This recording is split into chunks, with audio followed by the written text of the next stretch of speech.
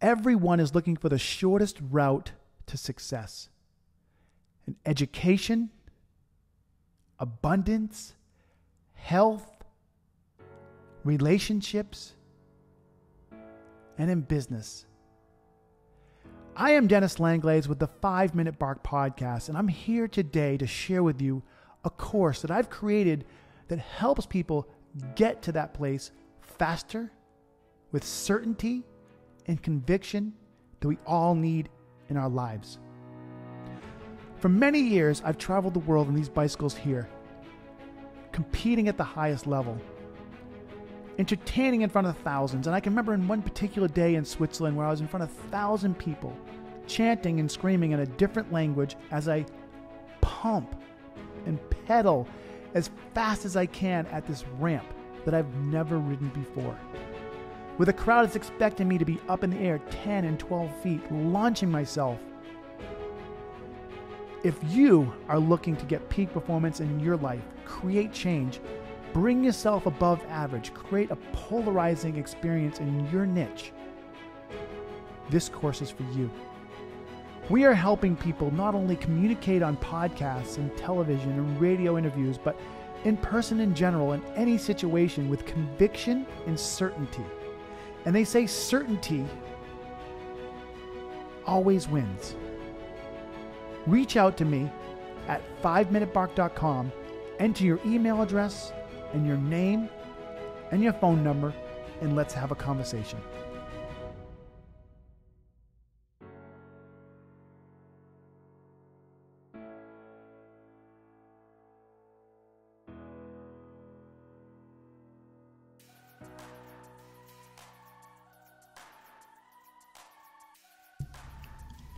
And we're back on the 5minutebark.com. Today, we are excited to have something fun for you guys today and hopefully a way for you to make a ton of money.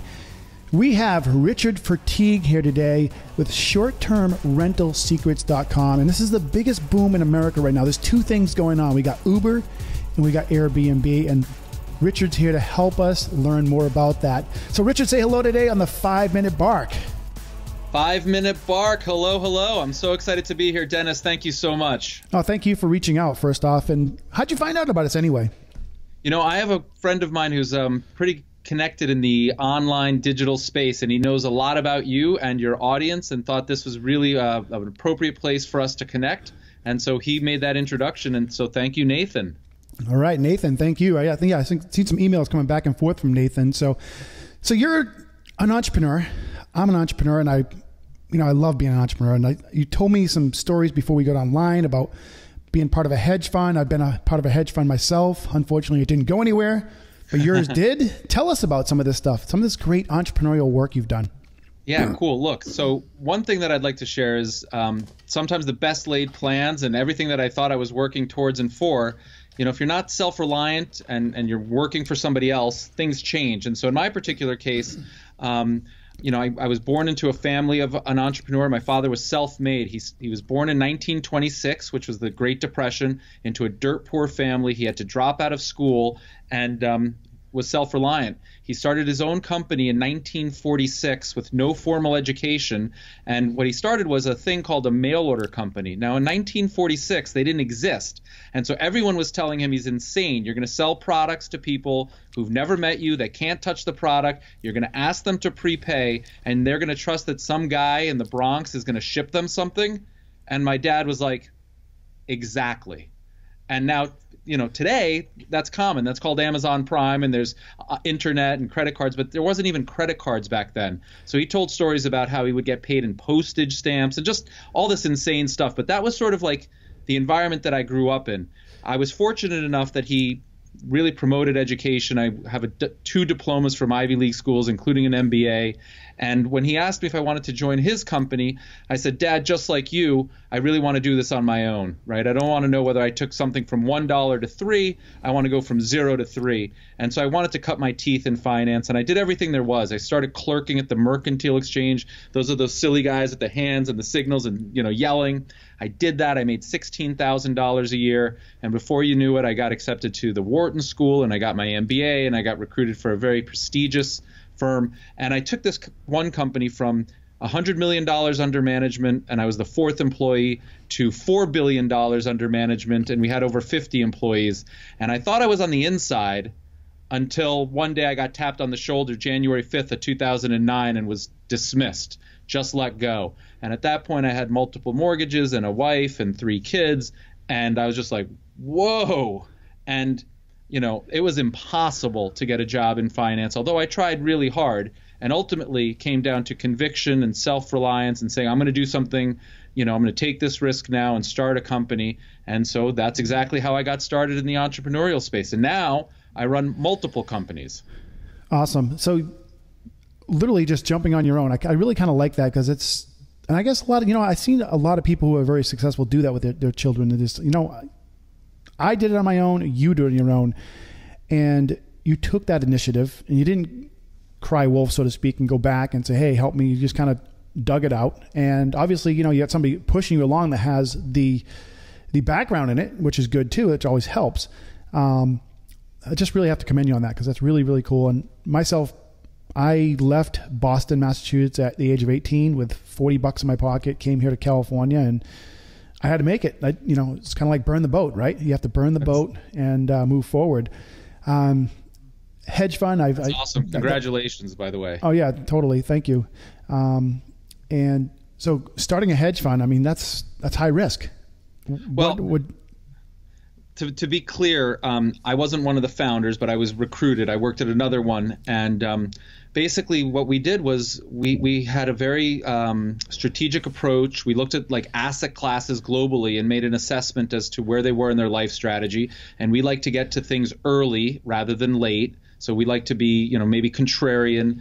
And what we thought about was, you know, riding the wave. If there's a super cycle and you get in early, the rising tide lifts all ships. And so that was sort of our approach. And then we picked which ship we wanted to be on. And that really, you know, held a lot of appeal. We did quite well. Even in the 2008 meltdown, sure, we lost money, but we lost a lot less money than our competitors and the stock market and so on. But that brings me to sort of the Airbnb opportunity, because one of the things that I always like to do is understand the other hedge fund managers. What were they doing with their money, right? Like if you ask somebody what you're doing with your personal account, that's generally the best ideas, the highest conviction, what they're putting their own money at risk. And one of the things that I've determined is I've been doing this for over 20 years. I've always been a real estate investor. I've bought, I've sold, I've flipped, I've renovated, I've been a long-term landlord. This Airbnb opportunity is unbelievable. I'm making about 3 times more money doing short-term rentals on Airbnb versus long-term. And basically what I'm doing, Dennis, I'm using other people's money, i.e. my guests at Airbnb, to pay my mortgage and my expenses, and I take that money and I buy another property in a place that I want to retire. And so now I have homes across the country in places that are meaningful to me. So I'm a huge skier. I have a place in Colorado. I wanted a place down south. I have a place down south. And in about 11 years, I own these outright, no mortgage, and all the free cash flow that they throw off. That's my lifestyle. That's my retirement. I'm creating it for myself. That's huge. And I'm in San Diego. It's probably one of the biggest meccas for Airbnb around. And it's happening all around me. It's absolutely amazing. It's literally just as easy as that. If you're listening out there, it's literally as easy as that. It's like you set this thing up and it's like a money machine. It's literally a money machine, especially now being in San Diego. It's summertime. All the Arizonians come over here and they'll pay anything to get out of that 120 degree weather. So let's talk about that. Like if people are going to get involved, how do you go about strategically finding where the right property should be? So here's the thing, and I want to echo your sentiments, which is that anybody can do it, right? There isn't like this isn't. You don't have to be a rocket scientist. You don't even have to own real estate to get started. Anybody can literally do it, and to do it well, and I'm an Airbnb Super Host, it's really a culmination of a bunch of little things done right and done consistently and just repeat it, right? So it's like pretty formulaic. But if you don't have a place, you can rent out. I have a student of mine, he he started off with a sleeper sofa in his living room here in New York City. He was like, will anybody walk up 5 flights of stairs and sleep on my sofa? And I was like, absolutely. And his why, Dennis, was he wanted to pay for his wedding. And he just told me in less than 5 months, he went from 0 to Superhost. He paid for his wedding. He just checked in and told me he also paid for his honeymoon. And now he's saving for his first rental property. So his primary first real estate investment isn't going to be his home. It's going to be a rental property to Airbnb. And he's following exactly along. And, the way to get started is to do a little bit of research about what you have. Do you have a spare bedroom? Do you have a roof? Do you have an extra room over your garage? Do you have a rental house, a vacation house that you don't use all the time? We have all these assets that, heretofore we never really monetized, and it's the opportunity. Yeah. So, I mean, I can't, like I said, I've done it before myself. It's amazing. I have friends who have been literally, I don't know if people should go to this level, but you tell me, you're the expert. I mean, literally they've rented apartments and turned them into Airbnbs, like 6 or 7 of them. It's crazy. And I even, a few years back, decided I might even try that as well. We're going, hey, let's go rent about 20 places, furnish them, and let's go nuts with this. Because at the time back then, I mean, I'm in an HOA now where I can't do full-time rental, but we were getting $400 a night. Yeah. I mean, I was making $16,000 a month renting an apartment out. Right. No, I want to definitely caution people from knowing what the laws are in your city and in your community and in the building. And I don't want to suggest that anybody do anything that's illegal, because it may work for a short period of time. Yeah. But what I'm talking about here, and I call it my 15-year plan. So my why is a 15-year plan. I go out and I buy 15-year homes where I want to retire. I take 15-year mortgages, and over 15 years I work, I change, I get cleaning crews in there, I greet guests and so on. I've automated a lot of this, so it doesn't take a ton of my time on a daily basis, but my time horizon is a 15-year plan. And what you're talking about, if somebody were to do that and it's illegal, that's a short-term thing. You might make a little bit of money, you might wind up some, problems. So I don't want to go there or recommend. And they did, yeah. They did. They had to stop doing that. But that was like a year ago, where it was just kind of this big bust. But I'm just showing that there's opportunity out there. But if you do it, like you said, creatively and respectively, it can still work amazingly. Oh, it totally works. And in fact, what we're starting to see now in that last year, it was like kind of the Wild West, and anything goes until you got busted. Exactly. Now what we're seeing is communities and buildings and landlords and so on are starting to embrace it. And they might charge a fee, or there might be a special application, but the law is actually your friend, because once you know what the laws are, you just work within them. And you've got a business, right? Like, imagine if you were running a business and there was no laws about anything. That wouldn't really work very long until some other bigger bully came into the building. But now that there's laws, we all adhere to the same laws, and now it's just as good as you are in terms of hosting and marketing your property and photography. And those are the things that we teach. It's really straightforward. Awesome. What's your biggest success story? I guess you already kind of told it with your friend renting out was it a couch or a bed, or what was he renting out? Yeah, no, he went out, we sat and we talked about it, and he went out and he spent $650 on a sleeper sofa, which was a big investment for him. And at this point, I think he's made almost $8,000 or $9,000 in less than 5 months, and now he's a super host. And now that the wedding and the honeymoon are paid off, he's going to take money that he's making, and he loves hosting, by the way. He's met some really great people. It's been a lot of fun. He and his fiance love it. They're going to start renting. They're going to purchase a property whenever that is. It could take a year or longer, but they're going to put in the time and effort, and they're going to get started being entrepreneurs and landowners, and that's like the American dream. And so it's incredibly rewarding and gratifying for me. We have a YouTube channel where we're growing quickly, and the audience is super engaged. We have a Facebook group where it's also shorttermrentalsecrets.com. Tons of comments and posts and questions, and we're growing quickly, and it's just an unbelievable community to be a part of. It really is. And you're right about the whole hosting thing. It's like people get scared about having people in your house. It's the opposite. These people, like, for one, they've already paid, so they're already invested in being there, and they have a choice to either go to a hotel or be in an Airbnb. And I've found that they want to meet new people. They want to enjoy, somebody else's life as a visitor town. They get to feel like, hey, I'm learning quicker about this town by living with somebody that actually lives there. Yeah, no, it's a great community, and to your point about it being a little bit weird, it is a little bit weird at first, but you started the show, Dennis, by talking about Uber. 5 years ago, if I told you you're going to get into a random person's personal car and he's going to drive you wherever you're going, you'd be like, no way, that's insane. Right now, nobody thinks anything about it. Push button shows up. In fact, I just read a statistic. If they say it's more than like 3 minutes wait, you open up Lyft or you open up the next one. So it's like become so much a part of what we're doing. And I have 3 young daughters. Like, you think that they are going to think Airbnb is strange? Not at all, right? Like the next generation, this is just a given. Yeah. And that's when I look for businesses and I talk about early stage opportunities, like in the hedge fund days, that's my point. This is a super cycle.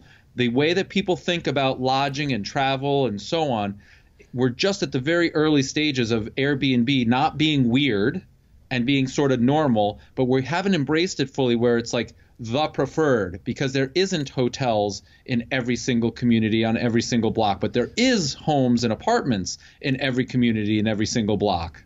That's a great point. I love that point. It's true. I mean, that's literally true. It's funny because I had a friend who was leaving today to Europe for a European trip, and he's like, yeah, I'm trying to find a place to park. And I'm like, I was kind of thinking of the whole Airbnb thing. There must be like an Airbnb type parking situation. Like you can go park at somebody's house for some sort of money. Cause it's like, you know what I mean? It's like all going that way, right? It's all kind of going that way.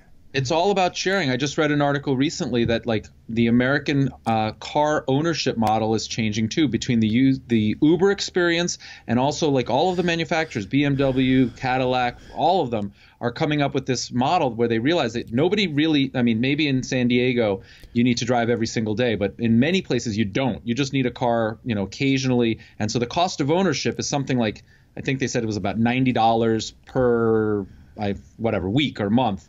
And they can drive that down through sharing. So like the car manufacturers, instead of selling you a car or leasing you a car, you just get it on demand. You pay a subscription fee and whatever, a usage fee.